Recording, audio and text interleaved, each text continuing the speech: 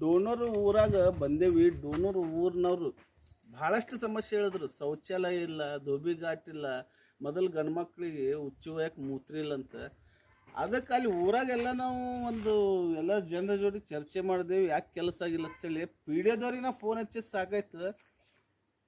ಡೋನೂರು ಊರ್ಲಿಂದ ಈಗ ಪಂಚಾಯತಿಗೆ ಬಂದೀನಿ, ಗ್ರಾಮ ಪಂಚಾಯತ್ ಕಾರ್ಯಾಲಯ ಡೋನೂರು. ಇಲ್ಲಿ ನೋಡ್ರಿ, ಯಾರೂ ಇಲ್ಲಿ ಒಂದು ವಾಚ್ಮ್ಯಾನು ಇರ್ತದ ಇಲ್ಲಿ. ಮತ್ತು ಪಂಚಾಯತಿ ಯಾಕಿರ್ಬೇಕು? ಪಿ ಡಿ ಒ ಇಲ್ಲ, ಅಧ್ಯಕ್ಷ ಇಲ್ಲ, ಮೆಂಬರ್ಗಳಿಲ್ಲ.